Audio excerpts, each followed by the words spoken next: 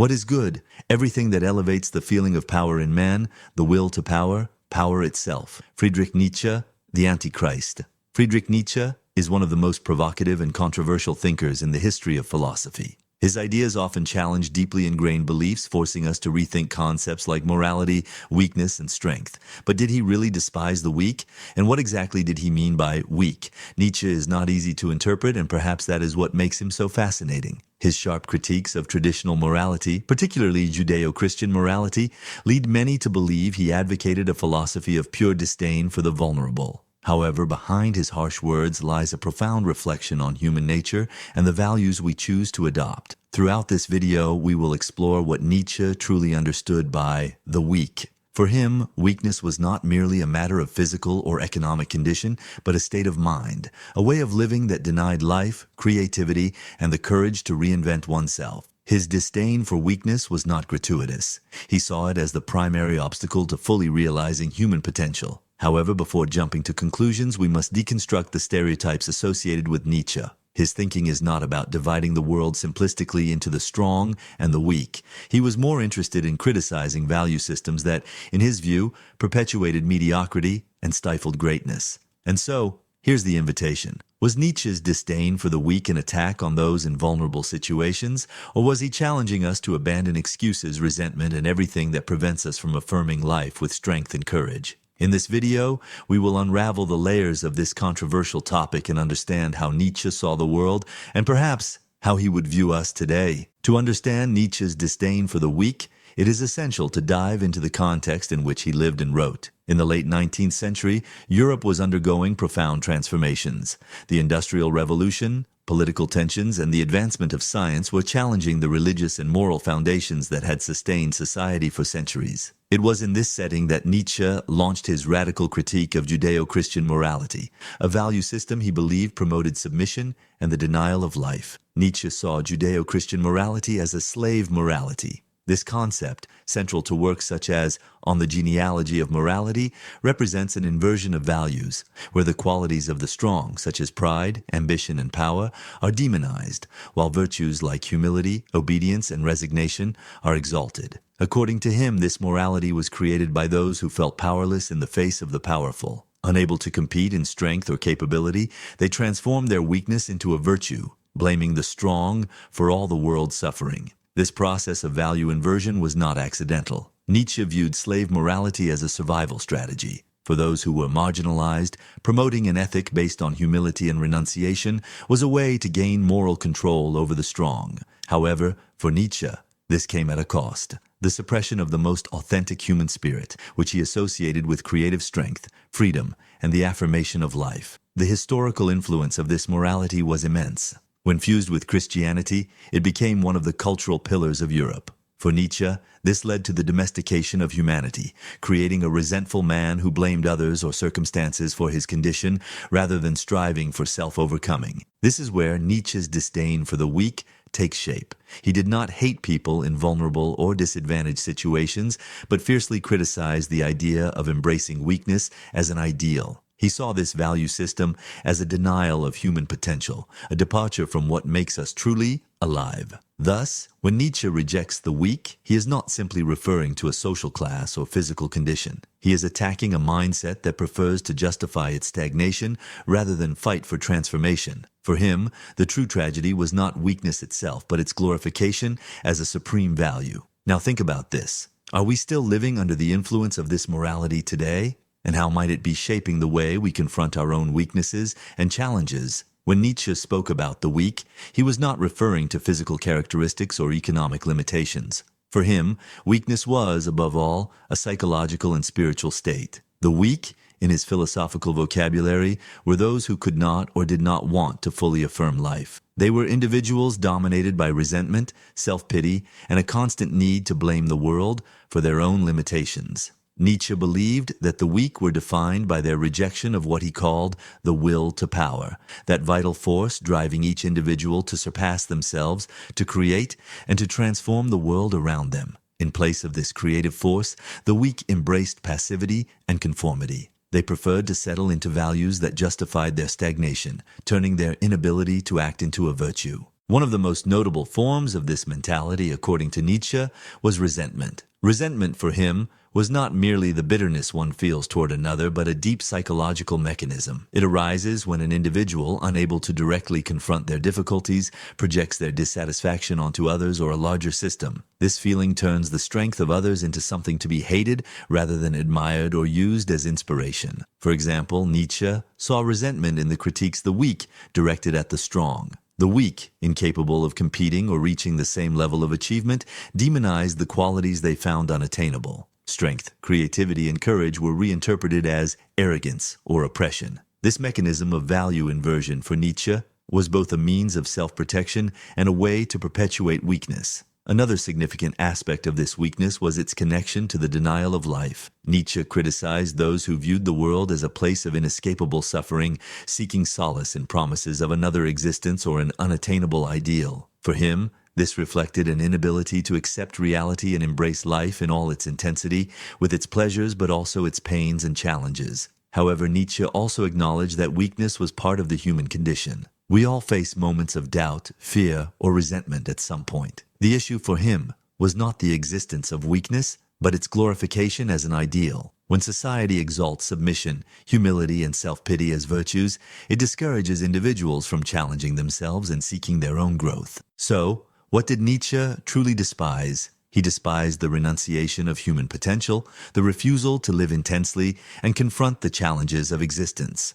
For him, life only holds value when lived with courage, creativity, and passion. The weak, in Nietzschean terms, were those who hid from life, seeking security in value systems that denied strength and individuality. Now I ask you, in our own lives, do we sometimes succumb to this mentality of weakness?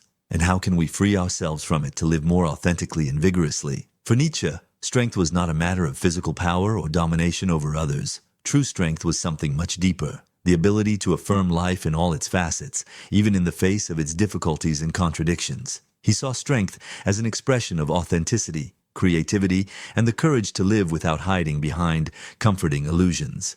This strength, which he called the will to power, Wille zur Macht, should not be confused with the pursuit of control or superiority over others.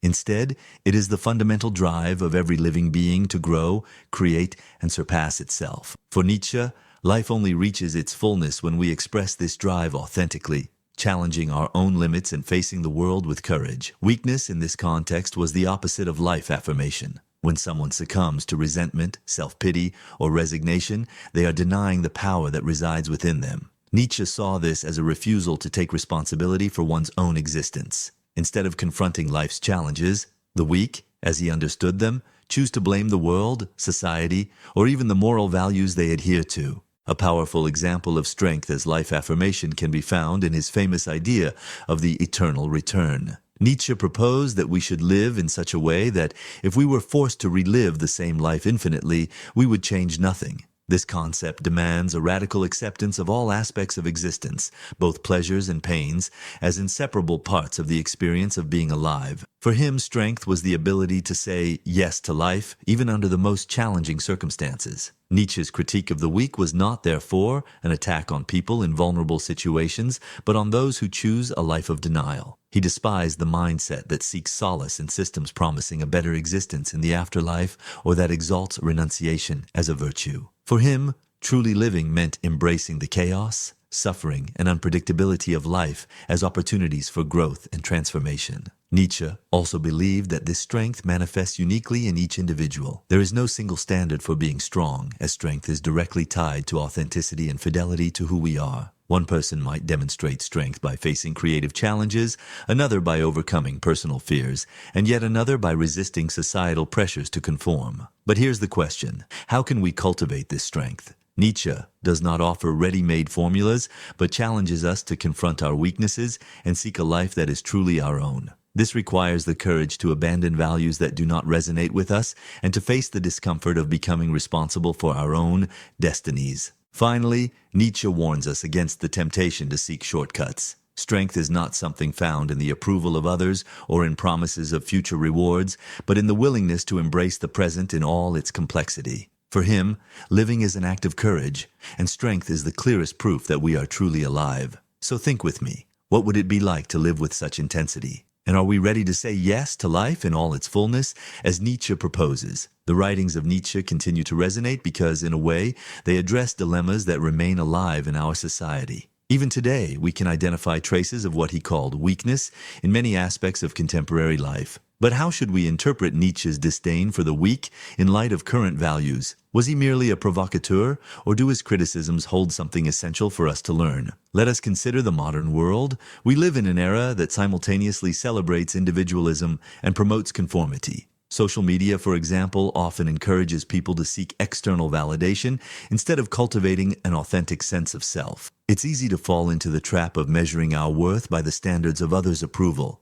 something Nietzsche would consider a reflection of weakness, the inability to be authentic and affirm our own will. Moreover, the idea of resentment seems more relevant than ever. How often do we see people blaming external forces, be they governments, economic systems, or other individuals, for their personal frustrations? While there are legitimate causes for outrage and injustice, Nietzsche invites us to reflect on the extent to which we have become prisoners of a mindset that paralyzes us. He did not deny that the world is unjust, but he believed true strength lies in finding ways to transcend this reality rather than resigning ourselves to it. Another point Nietzsche helps us reconsider is our relationship with suffering. In a world obsessed with comfort and the pursuit of quick fixes for emotional and physical problems, we often avoid facing discomfort or difficulties. According to Nietzsche, these are essential for growth. He did not see suffering as something to be avoided, but as an opportunity for strengthening. For him, each challenge overcome brings us closer to a more authentic and fulfilling existence. However, there are important critiques to be made of Nietzsche's philosophy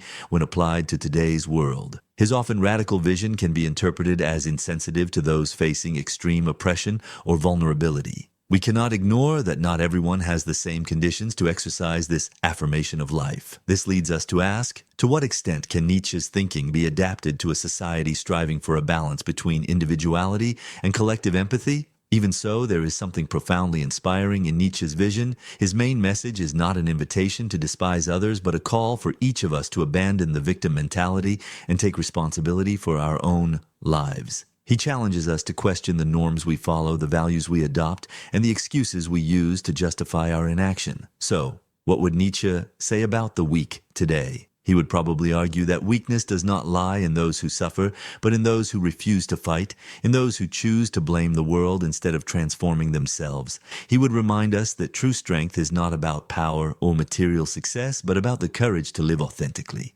embracing life in its totality. And now I ask you, what does it mean to be strong in our time? Instead of rejecting Nietzsche for his provocations, can we use them as a mirror to see where we can grow? After all, perhaps the real challenge of his philosophy is not to understand why he despised the weak, but to reflect on how we can overcome our own weaknesses and live more fully. Thank you so much for making it this far. It's always a privilege to share such profound ideas with you. Discussing Nietzsche and such provocative themes is no easy task, but that's precisely why it's worth it. And look, if you're still here, it's because something in this content resonated with you in some way. Maybe it's the courage to challenge certain beliefs, or perhaps the desire to face life with more intensity. Whatever it is, know that you're on the right path, the path of reflection, which is always the first step toward transformation. I remember a time when I found myself paralyzed by a significant dilemma. Everything seemed to be falling apart, and I admit I caught myself blaming the world for my discomfort. That's when I first encountered Nietzsche.